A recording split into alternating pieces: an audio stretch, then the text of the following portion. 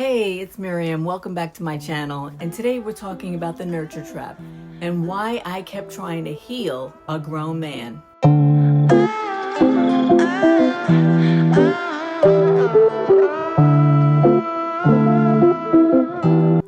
We're talking about this because there are too many women over 40, over 50, myself included. We've lived through these things and almost lost ourselves in them. And it's something that I call the nurture trap. It's that cycle where you find yourself constantly trying to fix, heal, or pour into a grown man who's emotionally unavailable. He's inconsistent or just plain wounded. And the worst part is, it feels like love to us. But guess what? It's not. It's mothering. And it will drain you to the core if you let it. Let me tell you how I figured this out, because I didn't know the language for it back then. All I knew was that I was exhausted. I was confused, but yet I was still trying to make it work. I was trying to make it work with somebody who they had every advantage and still acted like I was the one who needed to prove myself in the relationship. This man was smart. He was charming, successful. He made way more money than I did. And he made sure I knew it too. Not in a generous, secure kind of way, but more like a nah, boo-boo kind of way. Like a little boy showing off all his toys. And emotionally, he was stuck. There were mother wounds I could feel, but never name. I didn't know the full story, and I'm not here to share his because this is not about him, it's about me. But what I let myself endure trying to feel needed, I wasn't his partner. I was slowly becoming his emotional mama, validating him, calming him, praising him, holding space for his chaos. And yet, when I needed him the most, crickets. When I needed support, nothing. And that's when I realized I was nurturing someone who had no intention of healing. And I was calling it love because I didn't know what peace felt like.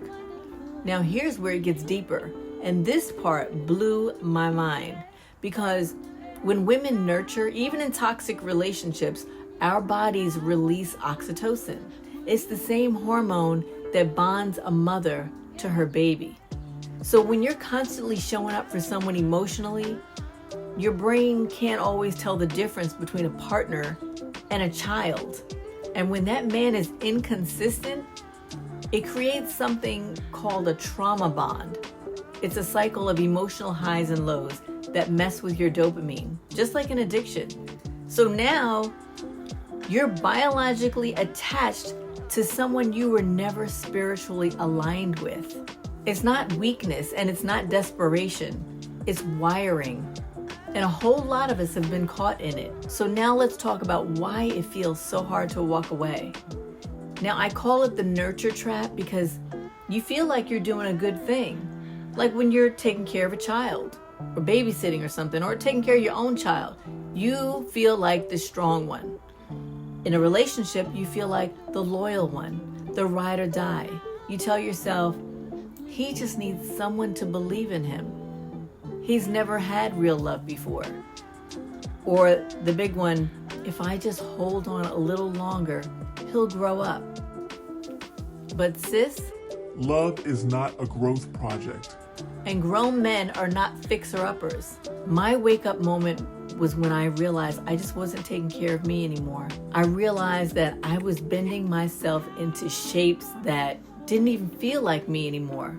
I mean, I had dreams that I put on hold, goals I wasn't talking about, nobody was asking me about, and a peace that I hadn't felt in years. Also, I could keep pouring into someone who liked being needed, but never once thought to pour back into me. That's when I said enough. I was not created to be someone's emotional rehab center, and neither were you.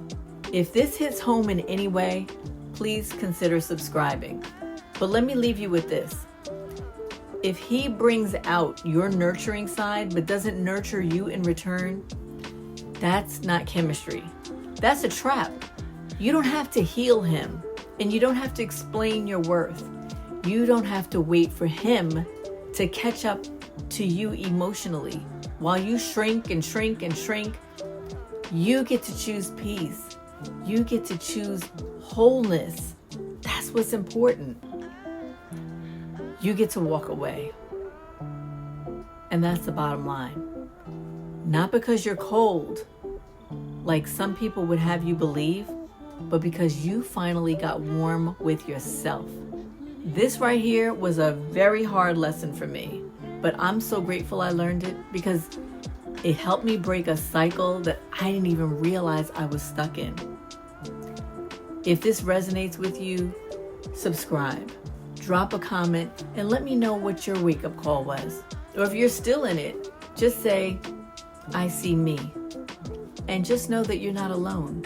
And if you're ready to start walking into your next chapter with purpose, peace, and a plan, check out my resources at sisweoutahere.com. I'm constantly changing it and uploading different books to help you, myself, and all of the women, the ladies in our community, 40 and over, and some teenagers too. Again, don't forget to like and subscribe and share this with a friend who might be stuck in her own version of the nurture trap. Because freedom, it starts with the truth. And I have something coming down the pike for you, starting the new year off right. If you are truly ready to get free, then Unapologetically 50 and Over and myself, we are partnering together and we have a workshop coming up. So I will leave a link to that as well, where you can answer some questions that will help us as we create it. So stay tuned for that. Ladies, this is your moment. This is your time. Use it wisely.